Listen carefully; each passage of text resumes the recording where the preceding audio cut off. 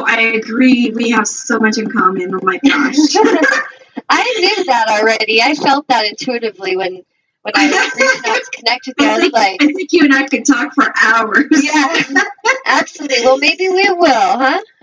Someday or eventually or here soon even. I see a lot more videos with you too. I see projects. This is great because, I think that you are totally right where people like myself and others are. We are just, I guess, not in a rebellious way, but we are on the rise. We are waking up. We are becoming aware and mindful and present. And it's I'm not shutting down people who have the education or certifications to back themselves up, but it's not going to be in those pieces of paper that say you're certified in this and that you got a BA in that. And I mean, not that those people will not be of use, or not have a calling yet. So I'm not saying that. I'm just saying that it is more of a soul calling, and no amount of books or education or certifications or any degrees of any kind is going to bring forth this awakening and bring Mother Earth back to where she needs to be. Yes. And so I hear you, because it is starting with a lot of unexpected people like me and you and others like us that aren't going to go out there with the PhDs or what have you, to back us up. We are going solely on spirit and soul calling. The soul calling, definitely. And yes, there will be those with the PhDs and that will be waking up and hearing that soul calling too, but they're going to realize, I think, that it's not going to be behind the education that they've had spent so much money on, but but that's the amazing part. That's why we need to start listening to these children. Yeah. Because just because we are adults does not mean that we know better, because sometimes out of the mouth of babes. Yes, and there's so much more wisdom than we could ever have in a lifetime. So same with animals too. Like I think people, sometimes they'll help assist healing animals, and like I had a client once that I helped heal her dog, and the dog was having a lot of ear infections and a lot of issues, and she's like, could you do a healing on my dog? And I was like, absolutely. So I tuned into the dog, and this dog was amazing. The soul of this dog, she was so intelligent, and she was really pissed off at her owner, and she basically told me through her energy that the ear infections were coming from being cursed at. She was spoken down to a lot, and it was causing her infection in her ear chakras. And the dog was at the place, kind of like if you were in marriage counseling, and you got one spouse that's just kind of, and the other spouse that just kind of like, I'm done. Like, if things don't change, I'm out of here. And basically that was like her dog. Her dog was just like, I'm done. If she doesn't respect me and see that I'm this intelligent spirit guide for her, then I'm done with her. And when I told her that, she was just like, oh my God, like I never realized a dog could be a teacher. And so it really helped her to see differently. And after that, she started to tune into her dog as a spiritual being, not just like this low-life animal that's below her. And it was amazing, the shift in their relationship, and the dog's ears healed, and everything kind of found balance again. But I agree, like you're saying, that, it's really, there's spiritual beings that are here that are very intelligent, that are remembering, and they've been here many times, like, been here, done that, and it's not so important, PhD of life, PhD of school. There's different levels of a PhD, and it's really not about ego. Like you were saying, if we have, like I teach yoga and yoga, meditation, and Pilates teacher trainings, and owning my own studio and hiring instructors, I remember when I'd audition, there would be some instructors that would come and they'd have amazing resumes. They look really good. And then I would have a class with them and they weren't connecting. I felt like they weren't present. There was just, all that they held about themselves was in that paper. And a lot of companies hire according to that. They just say, oh, what's on that paper? Oh, okay, this person's paper looks better than that person. I really feel the shift that's happening on the planet for every job will come when we are tuning into each other vibrationally and really like, what does this soul have to offer and how present is she or he?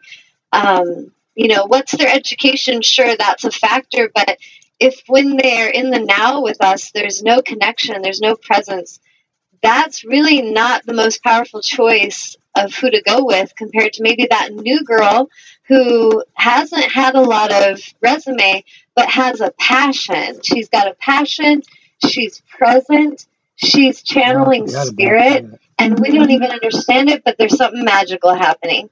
And I feel like that's really where we're shifting. And it doesn't mean that certifications aren't, you know, going to still be necessary in some levels, because it just shows that we have had some training that we needed or whatever. But I do feel like there needs to be a balance in that, because a certification or a piece of paper does not say anything about your ability to fulfill a task or a mission.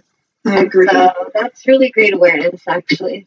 It is. And again, it's not putting those people down. It's a matter of them becoming aware of who they are and remembering who they are and opening their hearts and their minds to spirit and just, you know, evolution.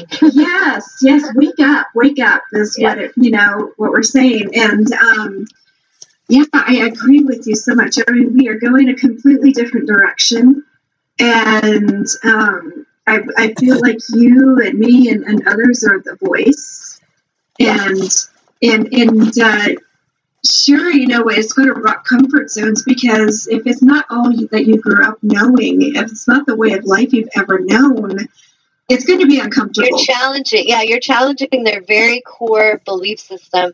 And if you're challenging another's core belief system, it's very painful and frightening. It's like everything they believe in is in this little bubble and you're trying to pop it. Mm-hmm. They're going to do everything they can to protect that bubble. But the more open we are and we're not clinging to any bubbles, the more free we all will be. The less that we cling to these belief systems and these structures of how things have to be, the more that we can be in the now and really feel the way. Yeah. So, what you're saying is true. I think that that's something that we have to be really compassionate and gentle. That's one reason I don't go, I try to change anybody. Mm-hmm. I've been there, done that, tried that. Like, oh, you guys got to do this. And even if I had really great awareness and felt like they really needed to understand, I used to kind of go at people or at things like, I got to tell you guys how it could be so much better. And that may be true, but now it's kind of like I just allow Source to take me where I'm needed and to summon to me who's ready. So like clients, I don't really go chase after and try to prove to people they need my auric clearing assistance. I now just more, I let them know what I have to offer. I give them a flyer, or I share my testimonials on Facebook publicly. But I just really trust that Spirit will summon to me who is ready for my intensity. And when clients come to me, I'll tell them that, like, if Spirit summoned you to me, there's a badass inside of you ready to wake up, because I'm not going to just tell you what you want to hear. I'm going to speak truth to you. And you may not like all of that because it's going to challenge how you've been living. But when they're honest with themselves, they know how they've been living has caused suffering and has not felt fulfilling. So it's really up to that human to be ready to shift and to drop all their clinging or their defensive mechanisms to defend what's not working. But I do feel like we need to be mindful that we're not kind of attacking and pushing our ways on anyone, but just let them come in. And as people are ready for that shift in awareness, they'll come and find you if you trust that. Source definitely brings me clients. Like, it doesn't happen in a traditional way. I just kind of allow it to come in, and I just trust I'm always taken care of. And I know that the gifts I have are very powerful and can help others that are ready. And if someone's kind of trying to force it to happen, like say I have a client that says, oh, I want you to help my daughter, and then the daughter comes, I often will ask that child or that friend, like, are you ready for this? Because your mother being ready for you is not what's going to matter. It's truly, exactly. Are you ready? And if you're ready, I can help you. But if you're not ready and you're closed off, we're just going to pretty much waste each other's time, you know? So. Yes. I mean, you know, for as young as they are, even they have to be ready and willing. Absolutely. Yeah, every soul is on its own journey.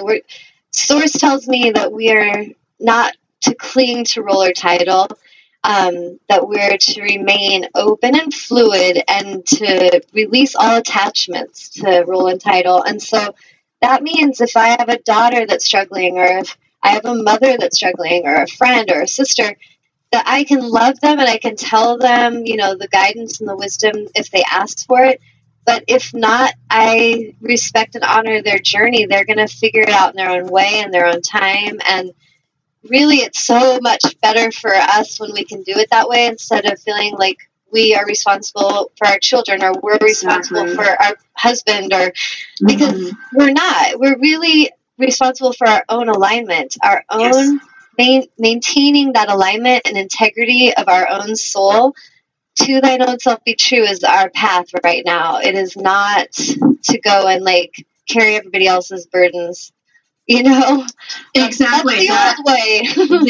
that is so true, because, you know, we are in a time and place now to where we have to start learning to detach. Yes. And it's not, you know, abandoning the ones you love. It is just detaching to the point that we are not feeling responsible for them and thinking it's our job to save them and protect them. And it. You know, so, and that is really hard for a lot of light workers to understand. I'm finding. Because a lot of light workers actually do come out, you know, with the feelings of, I'm out to save the world and I have to save everybody around me. This is my job. I'm the hero. And that's not. Exactly. And it's really important. And that's where a healer or a light worker needs to tune in and realize there's ego there. Yes.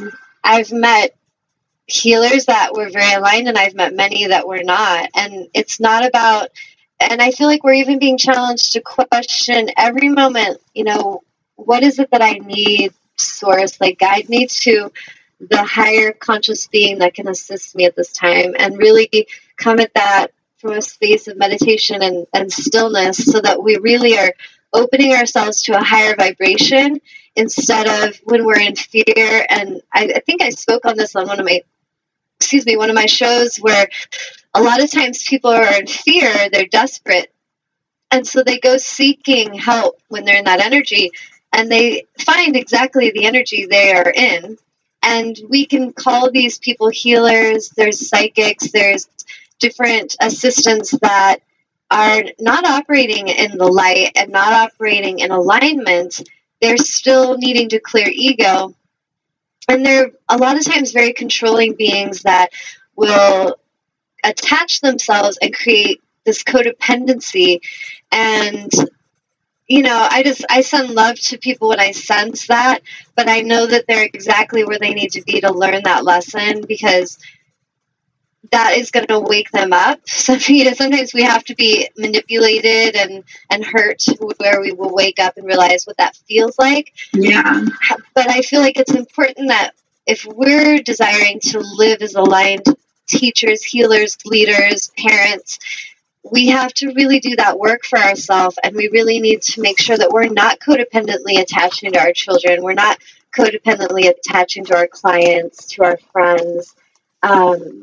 We're there to assist in need as it's needed, and then we release and trust Source will always take care of us.